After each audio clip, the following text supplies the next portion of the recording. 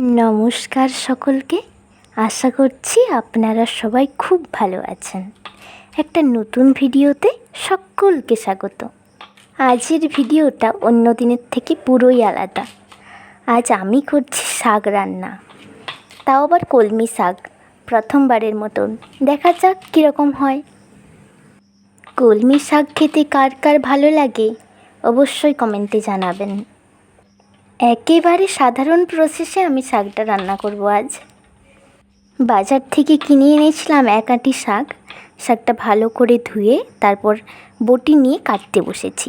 শাকগুলো ভালো করে আগে কেটে নেব। আমি রান্না বিশেষ পারি না, কিন্তু একটু একটু শেখার চেষ্টা করছি এখন। নিজের সুবিধেতে যে কোনো জায়গায় ছোটোখাটো কিছু বানিয়ে খেতে পারবো। তবে শাক রান্না করতে আমার বেশ ভালো লাগে, কারণ খুব সহজেই রান্নাটা হয়ে যায় একেবারে সাধারণ প্রসেসেই। এরকমভাবে কুচি কুচি করে সমস্ত শাকটা কেটে ফেললাম। বাজার থেকে কিনে আনা শাক দেখছি শাকের মাঝে মাঝে কয়েকটা ঘাস পাতা রয়েছে, সেগুলোই বেছে ফেলছিলাম। শাকগুলো আর ঘাসগুলো আলাদা করছিলাম।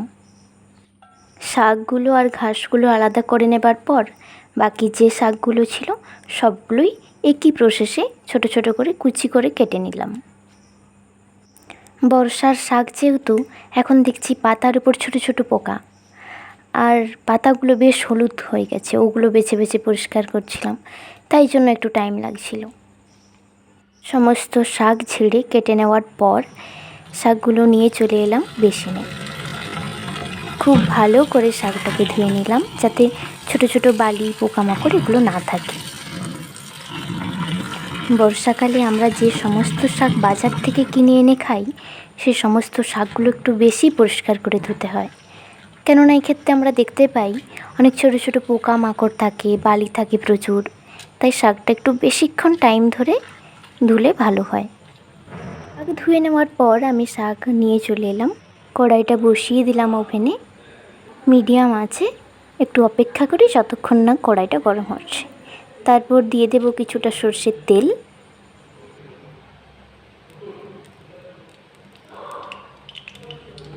তেলটা গরম হওয়া পর্যন্ত খানিকক্ষণ অপেক্ষা করব। তেলটা গরম হয়ে যাওয়ার পর শাকগুলো ছেঁকে ছেঁকে ধীরে ধীরে দিয়ে দেব কড়াইতে।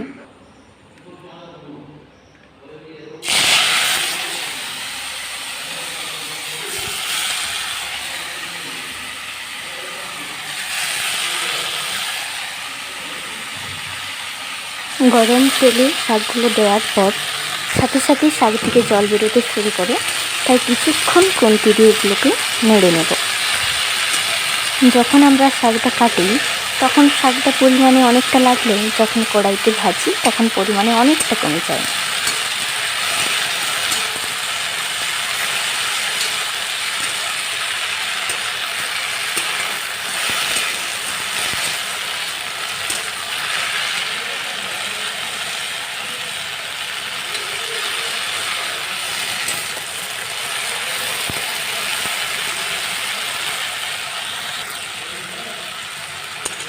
যখন দেখব শাকটার থেকে জল ধীরে ধীরে মরতে শুরু করেছে, তখন দিয়ে দেব পরিমাণ মতো লবণ।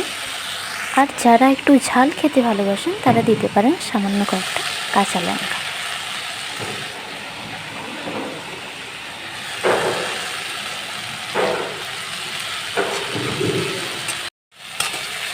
লবণটা দিয়ে দেওয়ার পর আর একটু সামান্য নেড়ে লবণটা পুরো শাকের গায়ে ভালো করে মিশিয়ে নেব।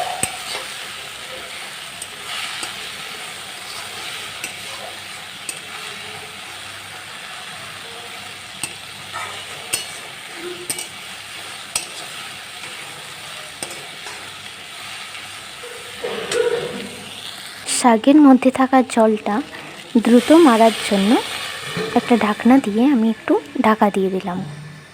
তবে লক্ষ্য রাখতে হবে যেন শাক কড়াইতে লেগে না যায়। ঢাকাটা নামিয়ে কিছুক্ষণ অন্তর খুন্তি দিয়ে নেড়ে নিতে হবে। আমি দেখছি আমার শাকের পরিমাণ যেহেতু কম, আমার শাকটা অনেক তাড়াতাড়ি জল মরে গেছে, শাক পুরোপুরি ভাজা হয়ে গিয়েছে। আর এই শাক পরিবেশনের জন্য এখন তৈরি।